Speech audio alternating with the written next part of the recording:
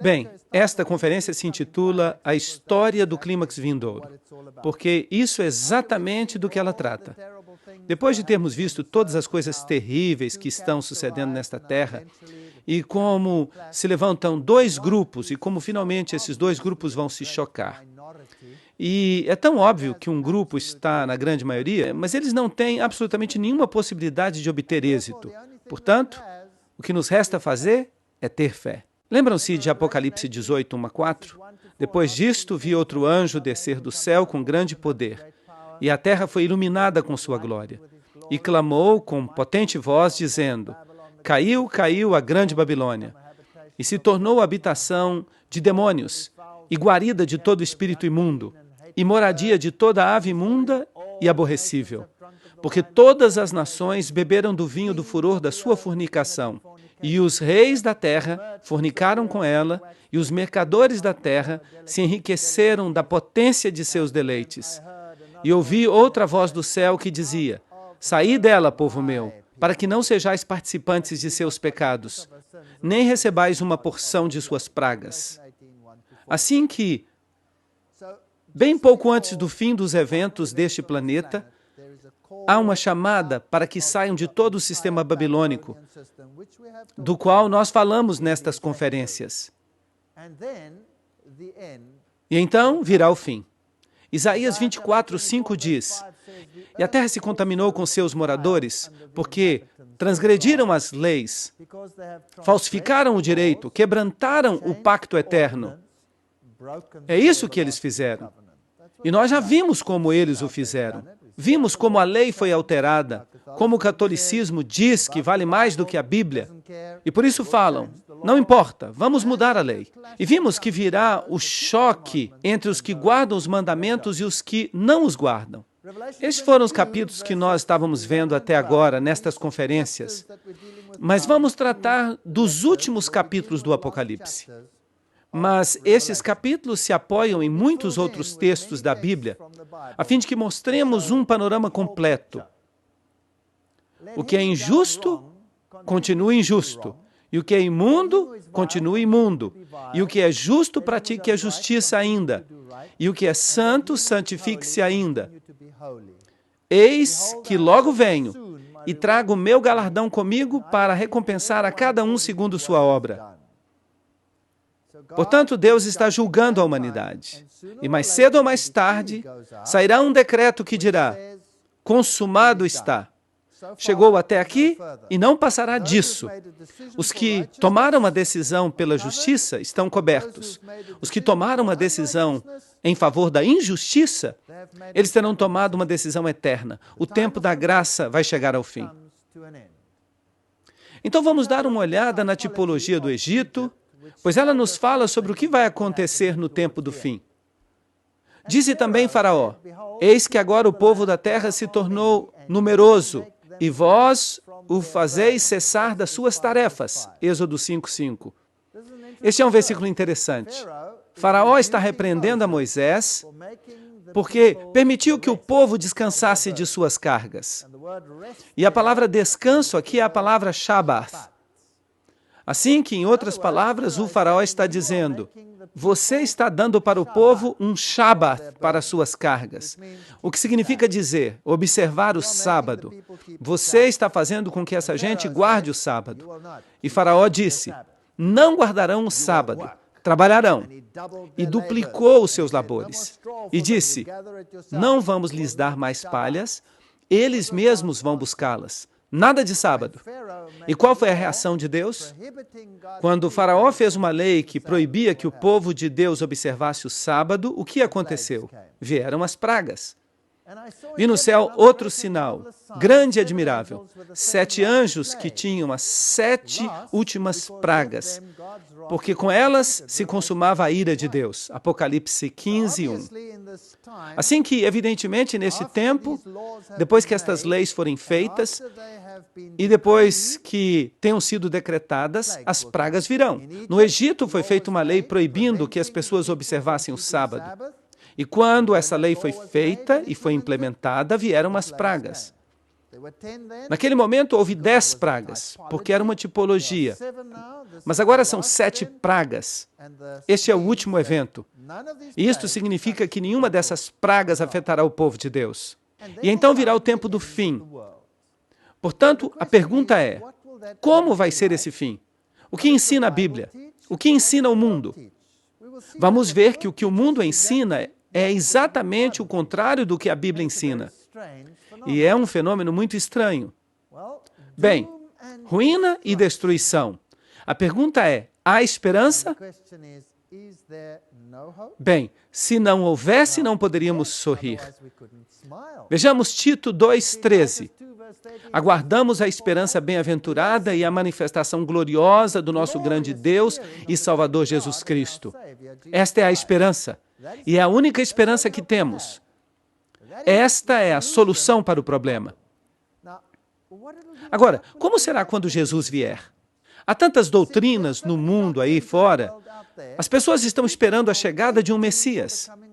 Se você for a Israel no dia de hoje e for até a Porta Dourada, você verá que as tumbas são colocadas ali, porque eles creem que quando o Messias voltar, ele vai entrar pela Porta Dourada. A porta vai abrir, os mortos ressuscitarão e eles serão os primeiros naquela cidade. E é claro, esta Porta Dourada conduz até a mesquita, onde supostamente Maomé subiu ao céu, a cúpula da rocha. Bem, os judeus esperam o Messias e todo mundo está falando de um milênio de paz. Você já ouviu falar desse milênio de paz? Não há um movimento religioso sequer que não pregue sobre isso, exceto um. Somente um. Então, o que vai suceder quando Jesus voltar? Lembrem-se que a Bíblia fala de 4 vindas de Cristo. A primeira é como bebê, a primeira vinda. Ele vem como criança. A virgem dará à luz um filho, Isaías 7,14. Na segunda, ele vem ao ancião de dias, Daniel 7,13 diz: E vi que com as nuvens do céu vinha um semelhante ao Filho do Homem, que vinha até o ancião de dias. E Daniel vê esta grande cena no céu, enquanto que o chifre pequeno, o catolicismo, está realizando seus planos aqui na terra. Assim que Jesus não está vindo a esta terra neste momento. Trata-se de uma mudança de atividade no céu. Jesus recebe o poder, a honra e a glória. E o tempo da graça chega ao fim. Depois disso, temos a vinda em glória, que chamamos de segunda vinda de Cristo. E depois disso, uma vinda final para restaurar a terra e estabelecer o reino. Então, há 4 vindas na Bíblia, e nós precisamos distingui-las cuidadosamente. Os judeus ignoraram totalmente a primeira, porque eles esperavam a vinda final. Eles ignoraram esta vinda. E ignorarão a vinda final. Estavam somente esperando o estabelecimento do reino. Mas é necessário que consideremos cada vinda cuidadosamente e entendamos qual é qual na Bíblia. Não é uma coisa fácil. Não basta ler e dizer, bem, tudo fala acerca da restauração, é isto que vai acontecer.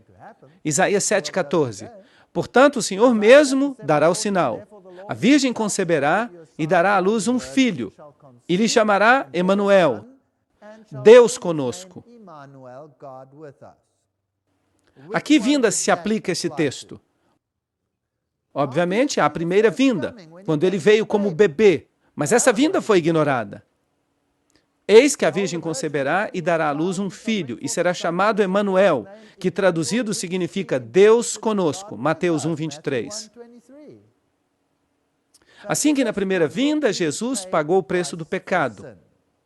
Mas ele erradicou o pecado? Não. Não que eu saiba. Vocês leem os jornais? Vocês assistem à TV? Não, ele não veio desfazer o pecado, ele veio pagar o preço. Mas ele foi ferido por nossas iniquidades, moído pelos nossos pecados. O castigo da nossa paz estava sobre ele, e por sua pisadura fomos curados. Isaías 53:5. Será que os judeus reconheceram este texto, sim ou não? Não. Eles o passaram por alto. Por quê?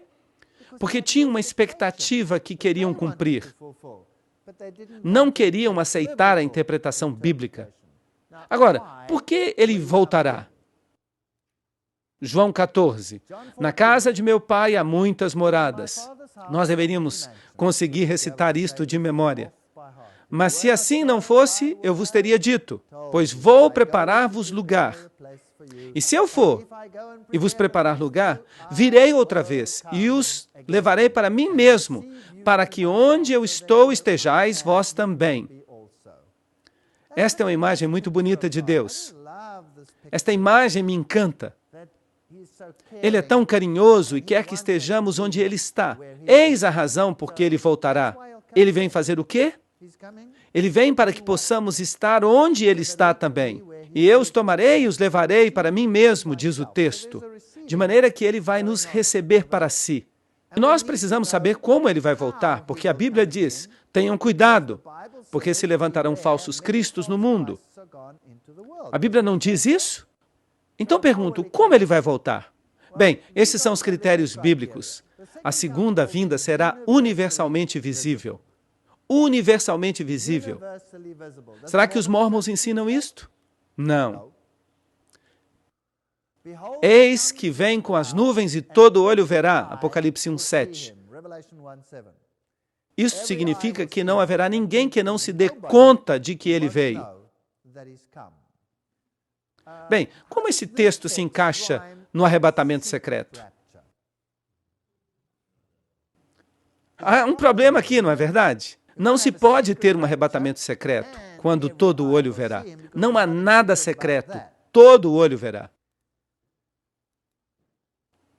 Porque como o relâmpago que sai do Oriente e se mostra até o Ocidente, assim será também a vinda do Filho do Homem. Mateus 24:27.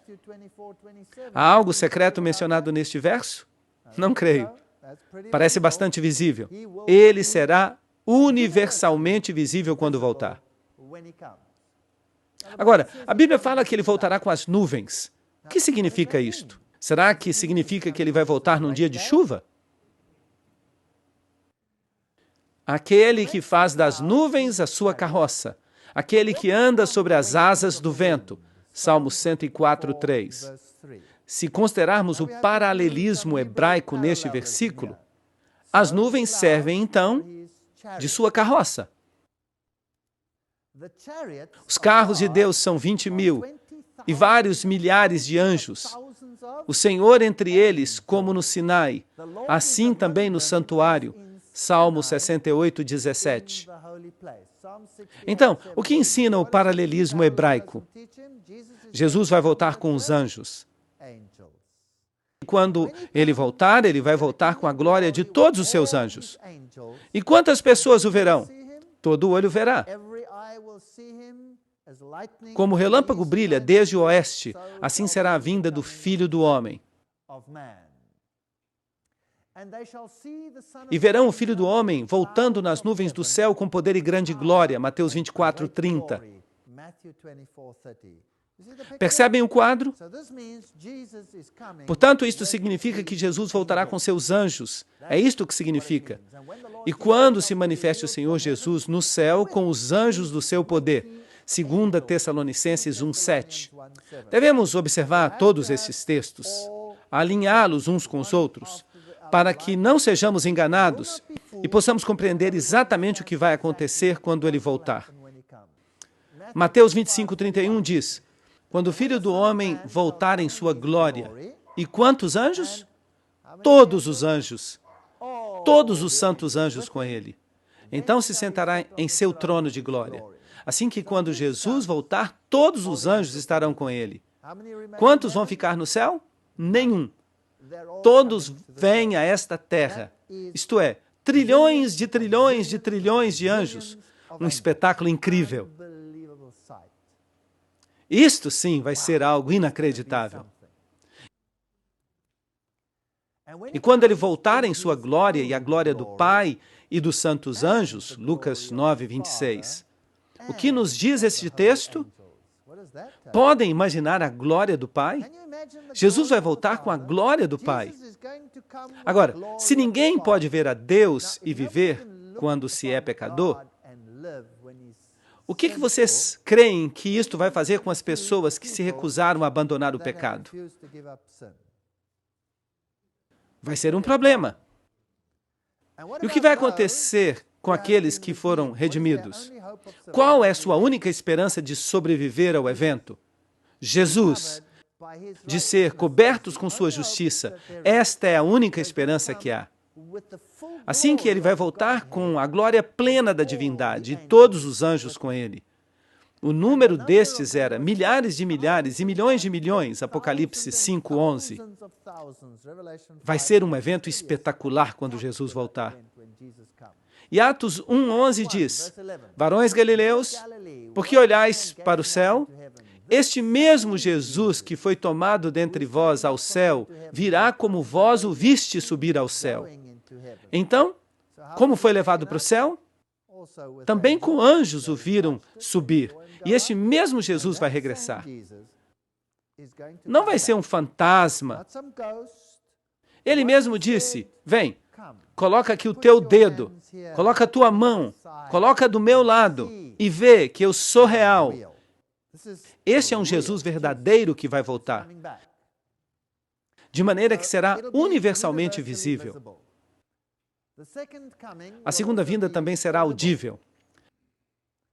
1 Tessalonicenses 4,16 diz, porque o Senhor mesmo, com voz de comando, com voz de arcanjo e com trombeta de Deus descerá do céu.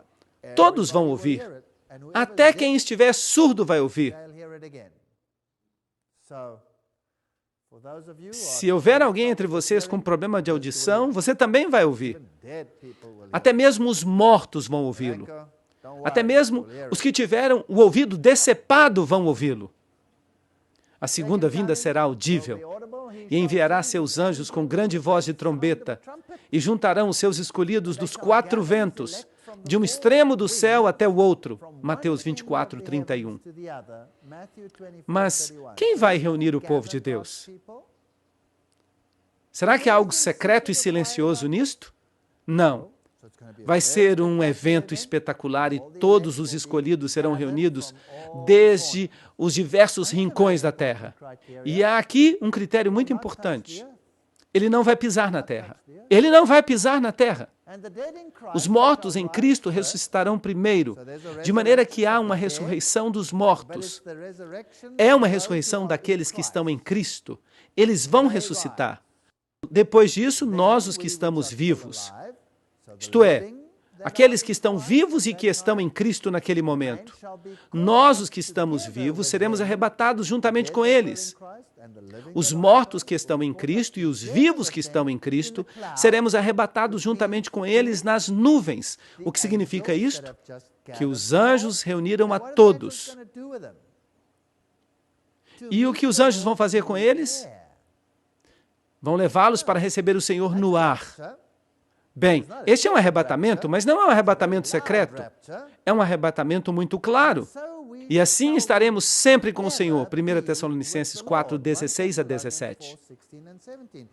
Temos que ler esses versículos cuidadosamente, de maneira que quando Jesus regresse, todo olho verá. Ele não tocará o solo. Enviará seus anjos para reunir os escolhidos. A voz de Deus ressuscitará os justos em Cristo. Somente eles. E são todos então reunidos. E os anjos os recolhem, e nós nos encontramos com o Senhor nos ares. Ele não toca na terra. De maneira que quando vocês ouvirem que Jesus está aqui, ou ali, ou num aposento, o que disse Jesus? Não vão. Não se incomodem. Não sou eu. Mateus 24:26-27. E assim que se lhes disserem, olhem, ele está no deserto, não saiam. E se disserem, vejam nos aposentos, não creiam. É muito simples não crer se conhecemos a verdade, certo? Pois como o relâmpago sai do Oriente e se mostra até o Ocidente, assim será também a vinda do Filho do Homem. Mateus 24:26-27. É muito simples. A Bíblia não faz rodeios. Ninguém deve se enganar sobre este assunto. Agora, aqui tem outro assunto difícil. O que vai acontecer na segunda vinda? O que é que o mundo ensina? Que todas as pessoas se converterão? Que tudo vai ser muito bom? Mas a Bíblia não fala nada disso nesta hora. A ressurreição dos justos é uma das coisas que ocorre quando Jesus voltar. Porque o Senhor mesmo, com voz de comando, com voz de arcanjo e com trombeta de Deus, descerá do céu e os mortos em Cristo ressuscitarão primeiro. 1 Tessalonicenses 4:16. Os mortos ressuscitam. Os mortos que estão em Cristo ressuscitam. Apocalipse 25:6 nos diz acerca dos outros. Mas os mortos não voltarão a viver até que se cumpram 1000 anos.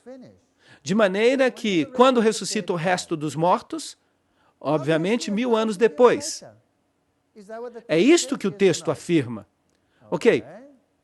Então, há duas ressurreições. A primeira ressurreição é a ressurreição dos justos, e a outra será a ressurreição dos ímpios. Mas quanto tempo passa entre as duas? 1000 anos. Será que é isto que o mundo ensina? Não. Bem-aventurado e santo que tem parte na primeira ressurreição. Isto faz sentido. Se é para a gente morrer, em que ressurreição você gostaria de estar? Obviamente na primeira. A segunda pode ser um pouco problemática. De maneira que queremos estar na primeira ressurreição. Apocalipse 25:6. Quem é que participa da primeira ressurreição? Os que estão em Cristo. E os justos vivos, o que vai acontecer com eles? Obviamente, eles estão vivos e não precisarão da ressurreição dos mortos. Eles estão esperando a volta de Cristo. E nós podíamos fazer parte deste grupo. Sabiam disto? O que vai acontecer com eles? Em 1 Coríntios 15:52-53 está escrito: em um momento, em um abrir e fechar de olhos, ao som da trombeta, este é o mesmo momento em que Jesus vem, porque se tocará a trombeta, e já falamos sobre isto, e os mortos ressuscitarão incorruptíveis, e nós seremos transformados, porque é necessário que o que é corruptível se vista de incorruptibilidade, e o que é mortal se vista de imortalidade. De maneira que há uma mudança. Tudo que é mortal desaparece. E se você tem dentadura, tenha cuidado com quem estiver por perto, porque a dentadura desaparecerá e você terá dentes novos. Tudo será mudado e ninguém nunca mais morrerá. Será fantástico. Filipenses 3:20-21. Nossa cidadania está nos céus, de onde também esperamos o Salvador, o Senhor Jesus Cristo, o qual transformará este nosso corpo de humilhação, em caso você pensar que você é muito bonito, para que sejamos semelhantes ao corpo de sua glória. Incrível, isto é assombroso. Deus vai nos dar um corpo. Deus vai nos dar um corpo como o seu. Inacreditável. Isto é algo incrível. Mateus 13:49-50. Assim será no final dos tempos. Os anjos sairão e separarão os maus dos justos e os lançarão no fogo eterno. Ali haverá choro e ranger de dentes. O que significa isto? Mateus 13:49-50. A primeira coisa que vemos ali é que há uma separação. E não parece nada bem ficar do lado do mal, certo? Não parece nada bem. Então, o que vai acontecer com os ímpios? Agora, esta é uma doutrina que é muito complicada e que temos que esclarecer. Serão necessárias 2 conferências para esclarecer isso. Mas vamos fazer uma parte disto hoje e vamos ver o que acontece. Os reis da terra, os grandes, os ricos, os capitães, os poderosos, todo servo e todo livre, se esconderão nas cavernas e entre os rochedos dos montes. Portanto, vai haver 2 categorias nesta terra quando Jesus voltar. Um grupo vai dizer: eis aqui o nosso Deus a quem esperávamos. Os anjos vão recolhê-los. E o que vão fazer? Vão arrebatá-los, eles vão se encontrar com o Senhor nos ares. Mas e os outros? O que acontecerá com eles? Salve-se quem puder. Fujam para salvar a sua vida. Procurem esconder-se onde possam. E quem são eles? Pois parece que os grandes homens, os homens ricos, os capitães, os poderosos e todas estas pessoas que agora estão dizendo: vamos ser os vencedores, parece que eles vão estar com problemas. E diziam aos montes e aos rochedos: caí sobre nós e escondei-nos do rosto daquele que está sentado sobre o trono e da ira do Cordeiro, porque o grande dia da sua ira chegou. E quem poderá subsistir? Apocalipse 6, 15 a 17. Assim que eles preferem que uma montanha caia em cima da cabeça deles, em vez de enfrentar ao Senhor. Isto é sério. Alguma vez vocês já pensaram nisto? Uma montanha em cima da sua cabeça, em vez de enfrentar o Senhor? Mas que outra coisa sucede a eles? E então aparecerá o sinal do Filho do Homem no céu. E então todas as tribos da terra vão se regozijar, porque o Senhor vai restaurar esta terra. E haverá um milênio de paz que vai durar para sempre e nunca mais haverá problemas? Não, não é isso que está escrito. Não é nada disso. Mateus 24, 30. E então lamentarão todas as tribos da terra e verão o Filho do Homem vindo sobre as nuvens do céu com poder e grande glória. Eles não vão ficar felizes. Eles vão ficar muito infelizes. Eis aqui vem o Senhor com seus santos, dezenas de milhares, para fazer o quê? Para fazer juízo contra todos e condenar a todos os ímpios de todas as suas obras ímpias que fizeram impiamente e de todas as coisas duras que os pecadores ímpios falaram contra ele. Nesta série, falamos sobre um ataque violento e total. Contra quem? Contra Jesus. Nós vimos algumas coisas ímpias que falaram sobre ele. Bem, haverá um dia de juízo. Eles podem até pensar que são os vencedores, mas este texto diz o contrário. Os versículos 14 e 15 de Judas nos dizem que eles estão com problemas. Eles vão ser condenados, vai haver um juízo. Não há nenhuma razão para que eles fiquem felizes. E não há nenhuma conversão aqui. Trata-se de um juízo que é levado a cabo. Próximo está o grande dia de Jeová, muito próximo. É amarga a voz do dia de Jeová. Gritará ali o valente. Será um dia de ira aquele dia, um dia de angústia e de aperto, um dia de isolamento, dia de trevas e escuridão, dia de nuvens e escuridade. Sofonias 1, 14 a 15. Quem é que ensina isto no mundo? Vocês já ouviram alguma vez esta doutrina ser pregada em alguma igreja? Nunca. Ninguém prega isso. Mas o que é que a Bíblia diz? Tudo o que precisamos fazer é lê-la. 2 Tessalonicenses 2:8. E então o iníquo, aquele que altera a lei de Deus, se manifestará. O que ocorre com aquele que se atreveu a mudar a lei de Deus e disse: estou acima da Bíblia, posso fazê-lo, vou alterar os preceitos de Cristo? O que ocorre com ele? Vejamos. A quem o Senhor matará com o espírito de sua boca e destruirá com o resplendor de sua vinda. 2 Tessalonicenses 2:8. Isto é duro, angustiante, realmente duro. Assim, que pode falar palavras altivas agora, mas não vai continuar assim por muito tempo. Jeremias 25:33. E jazerão os mortos de Jeová naquele dia. Esta é uma expressão que sempre fala da segunda vinda, quer no Antigo Testamento ou no Novo Testamento. Há uma harmonia perfeita. Os mortos, naquele dia, desde um extremo da terra até o outro, não receberão luto, não serão recolhidos, não serão enterrados. Como esterco ficarão sobre a face da terra. Jeremias 25:33.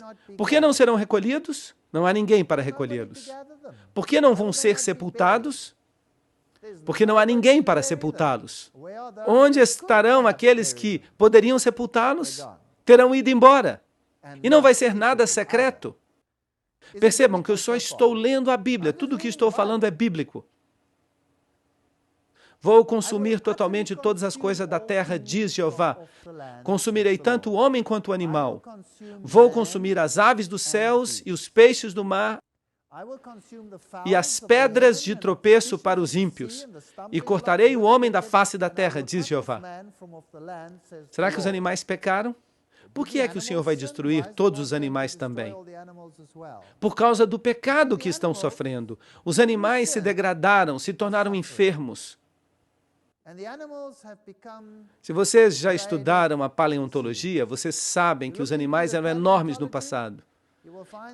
Tudo era muito mais grande do que é hoje. E eu aposto que nenhum cachorro padecia as enfermidades que agora padecem. Não creio que os animais sofressem naquela época como sofrem agora. Em sua misericórdia, Deus vai pôr um fim em toda a criação. Então, quem é que vai ficar vivo nesta terra quando Jesus voltar? Ninguém. Exceto uma pessoa.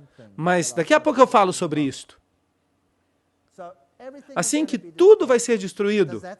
Será que isso se parece com o que o mundo anda pregando hoje em dia? Não, não parece.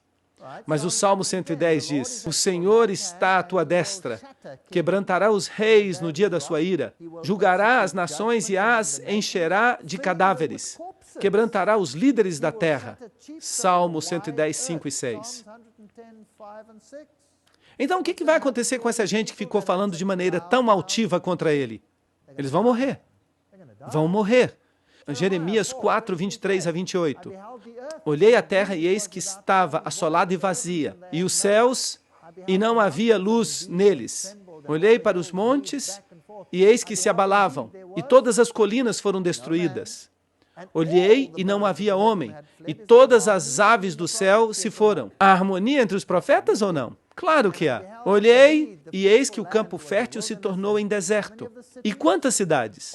Todas as suas cidades foram assoladas diante de Jeová, diante do ardor de sua ira. Porque assim disse Jeová: toda a terra será assolada, mas não a destruirei completamente. Por isso ficará de luto a terra, e os céus em cima escurecerão. Porque eu falei, eu pensei, e não me arrependi, nem desistirei disso. Portanto, embora aqui tudo esteja morto, ainda não é o fim. Ainda há outras coisas pela frente. Muitas coisas interessantes vão ocorrer. E temos que esclarecer isso, de maneira que este arrebatamento não será secreto. Mateus 24, 38 a 42.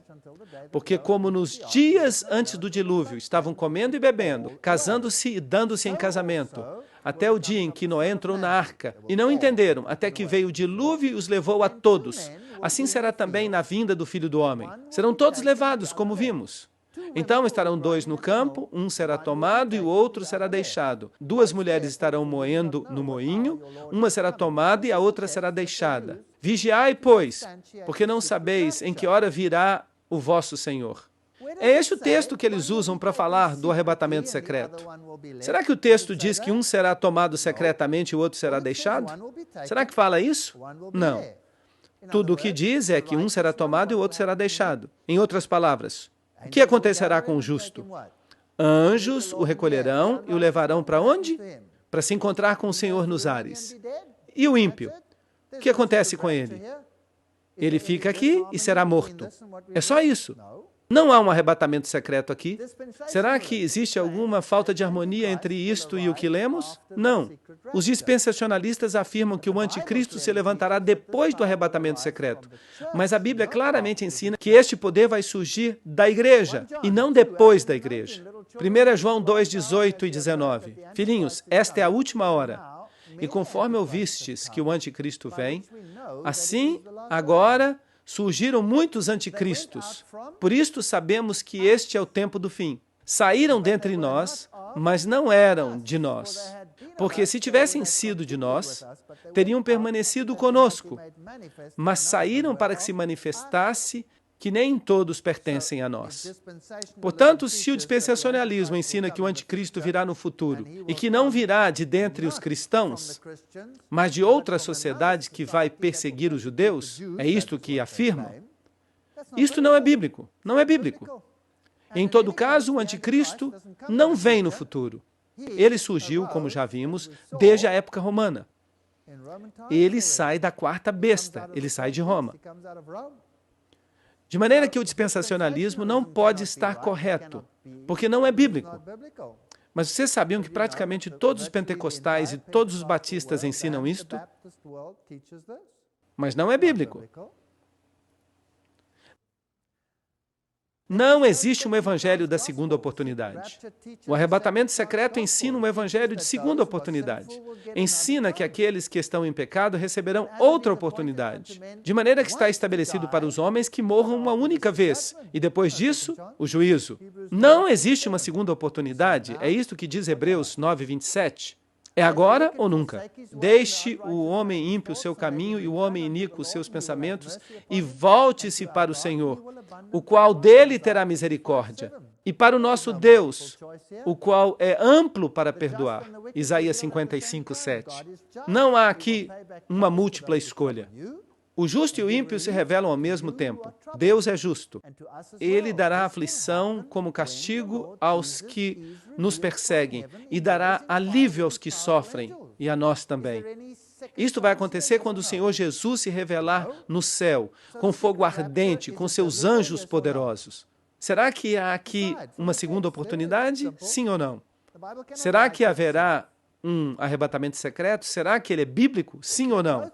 Decidam com base no texto bíblico. Ele está aí, é simples, a Bíblia não pode mentir. Deixai crescer juntamente um com o outro até a colheita. E no tempo da ceifa eu direi aos ceifeiros: recolhei primeiro o joio e atai-o em feixes para ser queimado. Depois recolhei o trigo para levá-lo ao meu armazém. Mateus 13:30.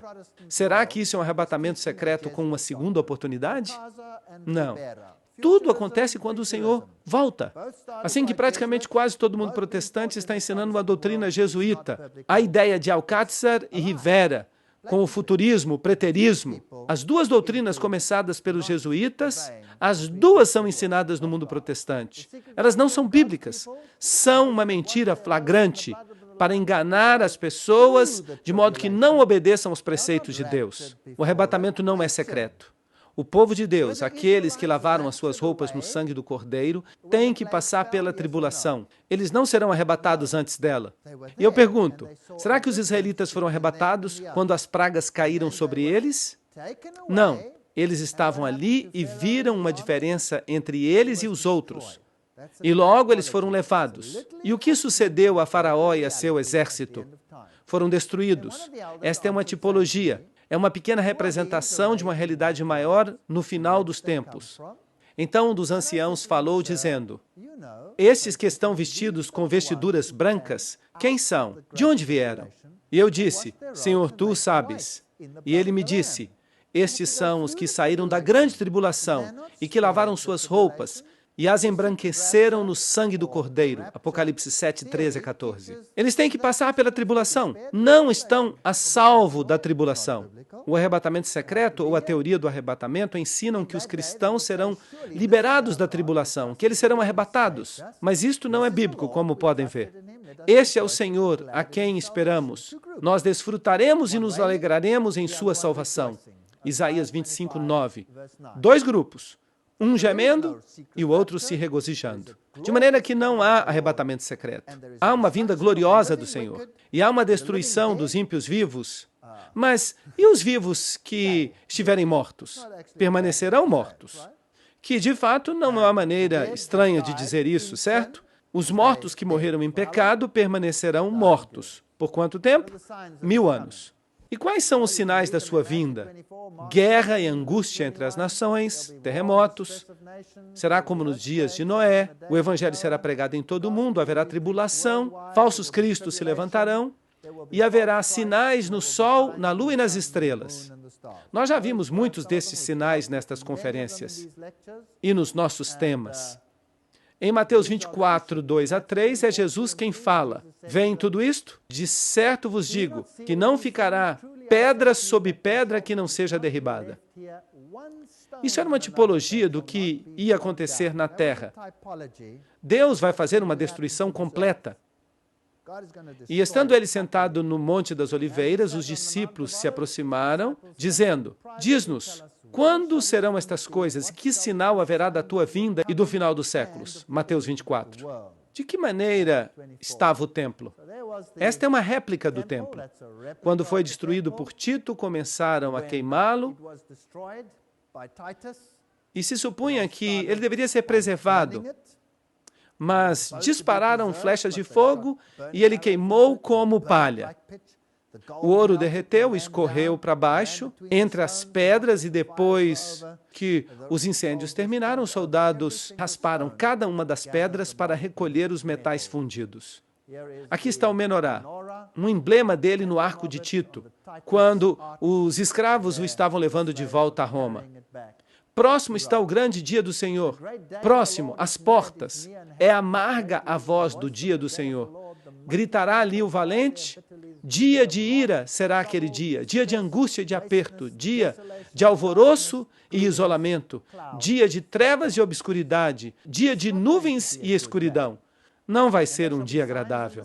Então haverá sinais no sol, na lua e nas estrelas, e na terra angústia das gentes, confusas por causa do bramido do mar e das ondas. E os homens desmaiarão de terror. Não será um momento alegre. Lucas 21, 25 a 26. Mateus 24, 7. E se levantará nação contra nação e reino contra reino. Este é um texto interessante. E haverá pestes e fomes e terremotos em vários lugares. Nação contra nação, reino contra reino. A palavra nação no original é a palavra etnos. Conseguem ver? Grupo étnico contra grupo étnico. E depois, reino contra reino. Isso fala de nações com fronteiras definidas. Sim, haverá guerras entre as nações, mas dentro das nações haverá etnos contra etnos, ou seja, etnias contra etnias. Aqui, os Tutsis e os Hutus, e terríveis conflagrações, e o ódio que vai sendo construído entre as raças e entre as culturas e todas essas coisas. Tudo isso vai ocorrer nos últimos dias. Em Cristo temos que nos elevar acima destas coisas. Não há negro, não há branco, não há amarelo, não há nação, não há nada. Somos todos irmãos e irmãs em Cristo. Mas só em Cristo isto pode funcionar. Não pode funcionar entre os seguidores de Lúcifer. E, inclusive, Edgar Hoover, que disse, leia, ore e chore, enquanto você considerar a terrível situação espiritual da América. Vosso ouro e vossa prata estão mofados, e o seu mofo testemunhará contra vós, e devorará completamente a vossa carne como fogo. Haveis acumulado tesouros para os dias vindouros. Assim que haverá calamidades econômicas. Eis aqui clama o salário dos obreiros que ceifaram vossas terras, que por causa de dolo não foi pago por vós. E os clamores dos ceifeiros chegaram até os ouvidos do Senhor dos Exércitos. Calamidades econômicas, problemas com o trabalho, empregos numa era de insegurança, falsos cristos, falsos profetas, grandes sinais, maravilhas. Nós já fizemos conferências completas sobre tudo isso. As aparições do Maitreya, as visões marianas, tudo isso. Todas as grandes religiões propõem a ideia de uma revelação futura que será feita por um mestre futuro. Alô? A Bíblia não propõe esta ideia. Somente estas grandes religiões, mas elas todas estão ensinando algo contrário à Bíblia. Os cristãos esperam pelo regresso de Cristo. Os budistas buscam a chegada de outro Buda, o Senhor Maitreya. Enquanto que os muçulmanos esperam o Imam Mahdi, os hindus uma reencarnação de Krishna e os judeus o Messias. Todos vão ter uma grande surpresa, porque nada disso vai acontecer. Mas quando o Senhor vier, eles vão saber. Considera isto, que nos últimos dias haverá tempos perigosos, haverá homens amantes de si mesmos, avarentos, presunçosos, soberbos, blasfemos, desobedientes aos pais, ingratos, ímpios, sem afeto natural, desleais, caluniadores, intemperantes. A lista é simplesmente interminável. Cruéis, enfatuados, amantes dos prazeres, terão aparência de piedade, mas negarão a sua eficácia. Em vez de paz universal, haverá armas universais. E muitos se ofenderão e vão trair uns aos outros. E haverá ódio entre eles. Mateus 24, 10. Isto é o pior de tudo. Sabem que este evangelho vai causar divisão? Conseguem perceber isso? Será tão divisivo que algumas pessoas vão se defender e vão ser traídas e acabarão na prisão. A polícia vai ficar fora de controle. Você acha que você vai estar seguro quando estiver na prisão? Eu não creio. Se Deus não estiver com você, você não será salvo. Você se lembra daquele massacre no Japão, quando mataram várias pessoas com gás? A terra vai ficar amarrotada como uma vestidura. Haverá calamidades econômicas, haverá calamidades ecológicas, dilúvios, furacões, tormentas, grandes catástrofes. E será que no meio desta tormenta você vai encontrar o amor de Jesus? Como gemem os animais? O gado está perplexo, porque não tem pasto. Sim, os rebanhos de ovelhas estão desolados. Ó Senhor, a ti clamarei, porque o fogo devorou os pastos do deserto. Grandes incêndios. Na terra não haverá leite ou mel. Isto aqui aconteceu na Austrália, no último episódio do El Niño. Aqui estão os incêndios da Califórnia e os problemas com a AIDS. Que ninguém se engane a si mesmo. Estamos sendo arrastados para uma catástrofe, disse Walter Lippmann. Alguns sinais adicionais: aumento do conhecimento, aumento da atividade demoníaca, desvio da fé, calamidades econômicas, aumento dos falsos ensinos, aumento no tráfego e na velocidade, desobediência, anarquia. Mas tu, Daniel, sela as palavras e fecha o livro até o tempo do fim. E em breve, o saber se multiplicará. A palavra de Deus ficará clara. Também haverá conhecimento literal, que incrementará. E isso vai contribuir para a difusão do Evangelho. E haverá muitos espíritos imundos e rãs, e todos estes animais e falsos profetas, e todas estas coisas estranhas quando o Senhor voltar. São espíritos de demônios que operam milagres. E eu gosto da passagem de Naum 2:4. Os carros se precipitarão às ruas, e o seu aspecto será como tochas acesas. Correrão como relâmpago. Será que Naum estava falando dos carros antigos? Não creio. Me parece que ele viu um carro como este, tráfego rápido. Tende paciência até a vinda do Senhor. Tende também paciência. Confirmai o vosso coração, porque a vinda do Senhor está próxima. São Tiago 5:7-8. Quando estas coisas começarem a suceder, levantai-vos e erguei a vossa cabeça, porque a vossa redenção se aproxima. Lucas 21:28. O Senhor virá em breve, e nós veremos isto em mais detalhe na próxima parte.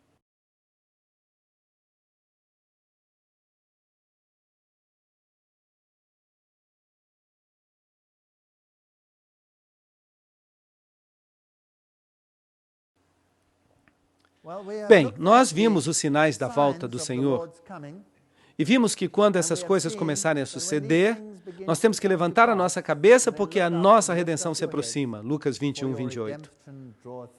E então podemos dizer, combati o combate, completei a carreira, guardei a fé. E agora me está reservada a coroa da justiça, a qual me dará o Senhor, justo juiz. Quando? Naquele dia. De que maneira Paulo esperava receber a sua coroa? No momento da morte? Não. Esperava recebê-la naquele dia. E não somente a mim, mas a todos os que amam a sua vinda. 2 Timóteo 4:7-8. De maneira que a recompensa vem quando? Quando o Senhor voltar. Mas que ensina o mundo? Algo totalmente diferente. Ensinam que quando a pessoa morre, o que acontece com ela? Vai para o céu e tem a sua recompensa. E depois, quando o Senhor voltar, essa pessoa tem que pular de novo no seu próprio corpo para ser ressuscitado e para comparecer diante de Deus. Isso é confuso, não é verdade? Será que isso faz sentido? Não tem sentido algum. De maneira que nesse dia recebe a sua recompensa, não antes. Eis que venho como ladrão, bem-aventurado o que vela e guarda suas roupas, para que não ande desnudo e não se veja a sua vergonha. Apocalipse 16:15. De maneira que alguns nem sequer saberão que ele está voltando, porque vós sabeis perfeitamente que o dia do Senhor virá como ladrão à noite. Vocês sabiam que muita gente usa este versículo para falar do arrebatamento secreto? Que quando dizem paz e segurança, então virá sobre eles destruição repentina, como as dores a uma mulher em parto, e não escaparão. Mas agora percebam este versículo. Mas vós, irmãos, não estáis em trevas, para que aquele dia não vos surpreenda como ladrão. De maneira que se você conhece a sua Bíblia, será pego de surpresa? Não. Não deveria ser uma surpresa, mas aqueles que estão esperando coisas maravilhosas e um milênio de paz e todas estas coisas, será que eles serão surpreendidos? Ah, sim. Vão ficar muito surpresos, porque o Pai não julga ninguém, mas concedeu todo o juízo ao Filho. O papado diz que a banca do juízo lhe pertence. Não, não, não. O papado está equivocado. Todo o juízo pertence ao Filho, mas se sentará o juiz e lhe tirarão o seu domínio. Domínio papal, para que seja destruído e arruinado até o fim. Daniel 7:26. Esta é uma referência ao poder do chifre pequeno, o papado. de quem o domínio será tirado. Daniel 7, 13 e 14 diz: E contemplava eu na visão da noite, e eis que nas nuvens do céu vinha um como o filho do homem, que vinha até o ancião de dias, e o fizeram aproximar-se dele. Esta não é a vinda do Senhor. Isto é algo totalmente diferente.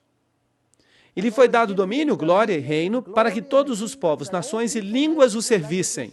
Seu domínio é domínio eterno, que nunca passará, e seu reino nunca será destruído. De maneira que a coroação ocorre no céu. Jesus tira sua túnica sacerdotal e põe a sua túnica real. O tempo da graça termina. E logo caem as pragas sobre a terra. E depois disso, o Senhor virá a segunda vez. Eis que venho logo, e trago o meu galardão comigo para recompensar a cada um segundo a sua obra. Apocalipse 22, 12. A Bíblia diz: E haverá um tempo de angústia tal qual nunca houve. Daniel 12, 1. De maneira que neste tempo, depois que se fecha a porta da graça, haverá um tempo terrível de angústia. Cairão as pragas. E mais tarde eu darei os detalhes disso. Cairão 1000 a teu lado e 10.000 à tua direita, mas tu não serás atingido. Aproprie-se dessas promessas. Certamente com teus olhos verás e contemplarás a recompensa dos ímpios. Este é o relato bíblico. Porque fizeste do Senhor a esperança e do Altíssimo a tua habitação. Vale a pena seguir ao Senhor, mesmo quando pareça improvável, mesmo que pareça que estejamos em problemas neste planeta, esta é a esperança. Não te sobrevirá mal algum, nem praga alguma tocará a tua moradia. Salmo 91, 10. Não é esta uma grande promessa? De maneira que ocorrerá toda a destruição neste planeta.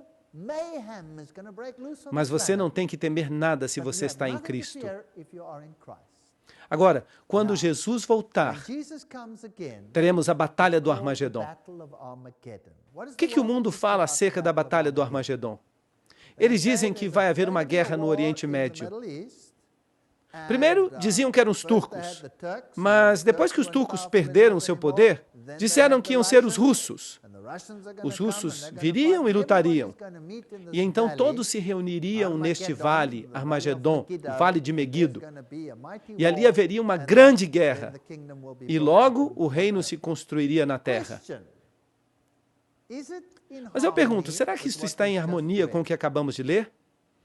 Nós lemos que quando o Senhor voltar, o que vai ocorrer com todas as cidades da terra?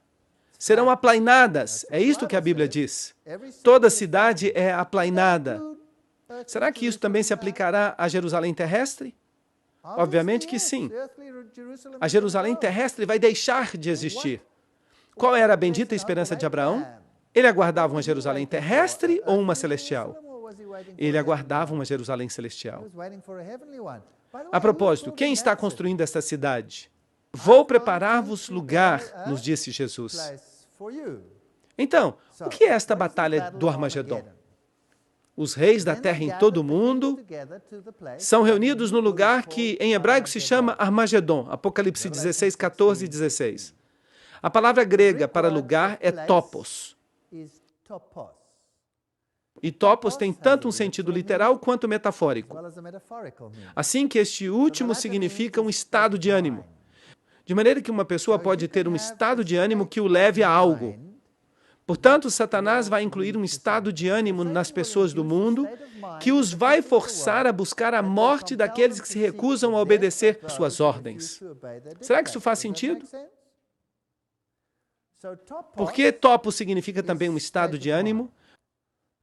Joel o chama de Vale de Jeosafá. Ok.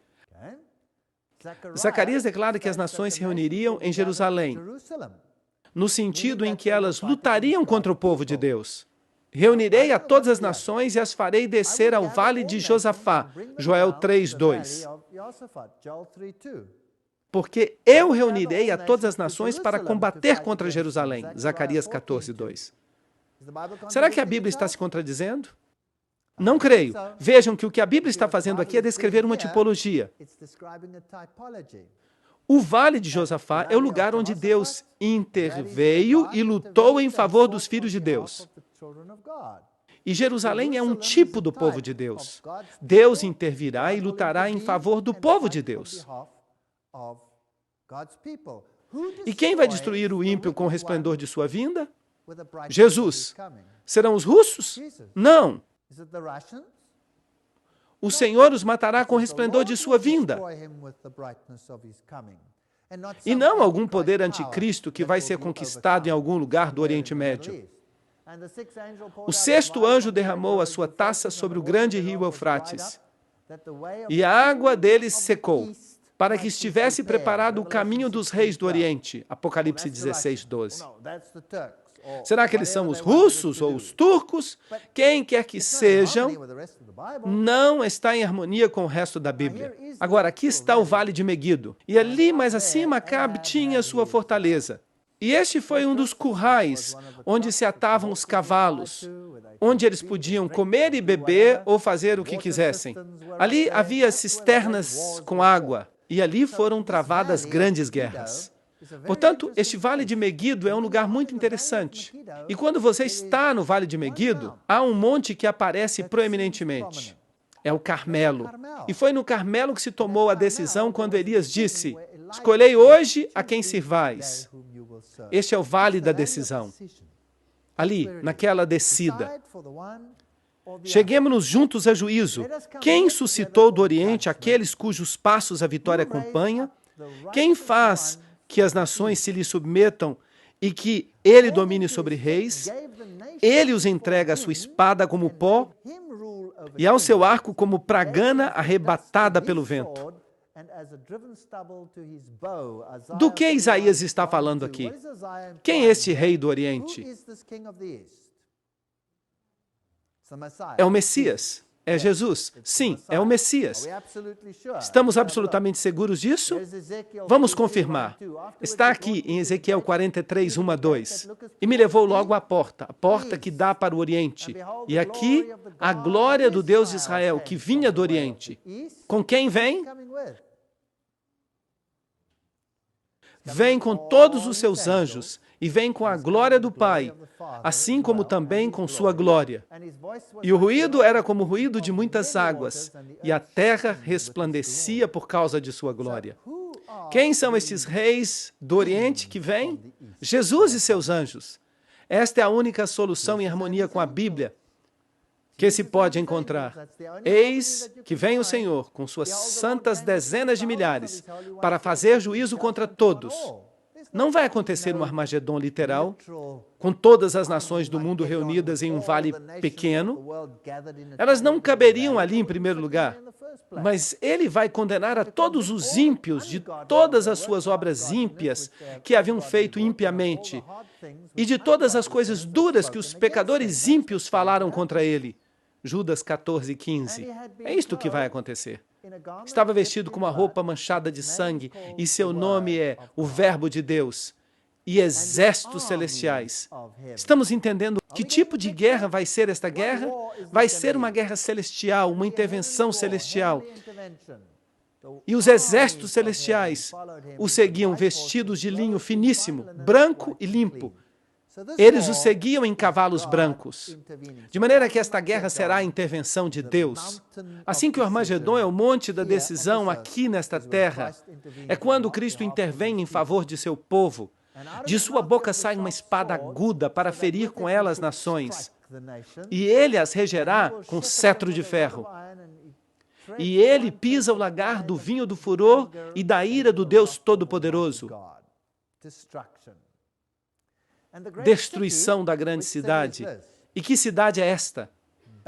Babilônia. Babilônia espiritual. Todos eles se reúnem na cidade dividida em 3 partes. Então, o que vai acontecer com Babilônia? Quando vê que a sua sorte está lançada, esta aliança entre os poderes do dragão e dos poderes da besta e dos poderes do falso profeta, o que vai acontecer com eles? Tudo vai desmoronar, tudo vai se desintegrar. e as cidades das nações cairão, e a grande Babilônia vem em memória diante de Deus para lhe dar o cálice do vinho do ardor de sua ira. Toda esta aliança, esta confederação de segredos e mentiras, vai ser exposta pelo que ela é de fato e vai desintegrar. Então houve relâmpagos e vozes e trovões e um grande tremor de terra, um terremoto tão grande qual jamais houve desde que os homens têm estado sobre a terra. Apocalipse 16, 18. Portanto, a sustentação vai ser retirada de debaixo de toda a cidade. Bum! E as cidades das nações caíram, e toda a ilha fugiu. Isto é interessante. E os montes não foram achados. Assim que as montanhas vão desmoronar, esse terremoto vai fazer algo, e as ilhas vão desaparecer. Duas possibilidades. Ou as ilhas vão glu, glu, glu, glu debaixo da água, ou os continentes se unem e tudo se move para o lado. Há duas possibilidades, eu não sei qual. Talvez até mesmo uma terceira, talvez até uma quarta. E logo uma grande saraiva. Esta é a 7ª praga. Com pedras de gelo do tamanho de um talento, assim, blocos grandes de gelo, caindo do céu sobre os homens. E os homens blasfemaram contra Deus por causa da praga de granizo, porque a sua praga foi sobremaneira grande. Não honram a Deus porque estas pessoas que são afetadas por esta praga final não reconhecem, assim que blasfemam. Por acaso estiveste entre os tesouros da neve, ou viste os tesouros do granizo, que tenho reservado para o tempo de angústia, para o dia da guerra e da batalha? Jó 38, 22 a 23. O Armagedon é uma guerra liderada por Deus, usando terremoto e granizo para destruir aqueles que querem destruir o povo de Deus. Apocalipse 16, 7 diz, porque o grande dia de sua ira chegou, e quem poderá subsistir? E a besta, o catolicismo, foi aprisionada, e com ela o falso profeta. Este foi tomado, e os dois foram lançados vivos dentro de um lago de fogo que arde com enxofre.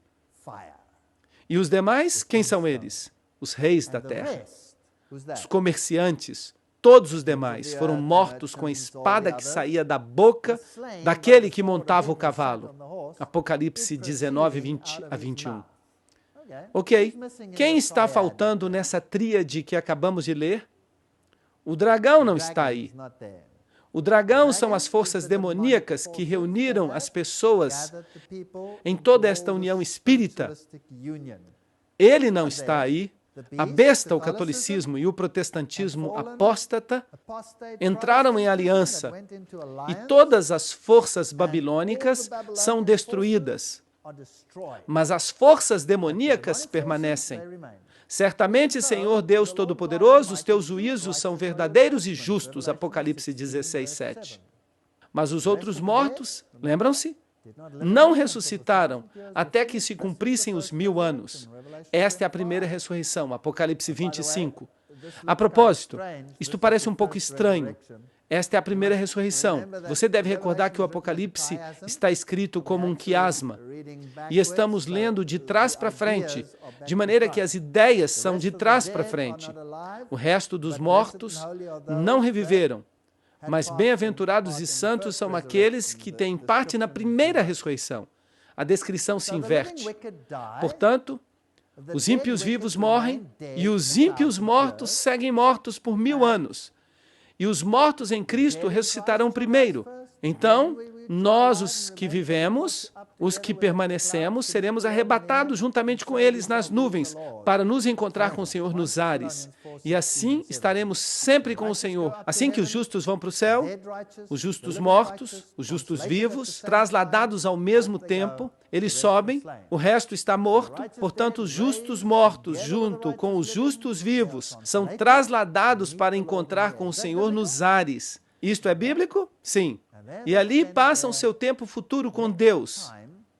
E o que é que vão ficar fazendo? Bem, vamos ver. E se dirá naquele dia, este é o nosso Deus, a quem esperávamos. E Ele nos salvará. Nós nos regozijaremos e nos alegraremos em sua salvação. Isaías 25, 9. Ou você pertence ao grupo que vai se regozijar, ou pertence ao grupo que chora e se lamenta. 2 Timóteo 1,12. Eu sei em quem eu creio, e estou bem certo de que é poderoso para guardar o meu depósito. Para quê? Para aquele dia. De que dia estão falando sempre? Da vinda de Cristo. Não existe essa coisa de que a gente vai para o céu quando a gente morre. Ou que a gente vai para o inferno quando a gente morre. Quando a gente morre, a gente fica na sepultura. E quando somos ressuscitados, ou fazemos parte da ressurreição da vida, ou da ressurreição da morte. Uma das duas. Agora, vamos continuar com este relato e vamos ver o panorama mais amplo do que vai acontecer durante o milênio. Que história é essa do inferno? Vamos tratar disso em detalhes. Existe ou não existe? E depois disso, vamos ver o que vai acontecer na ressurreição final do reino de Deus.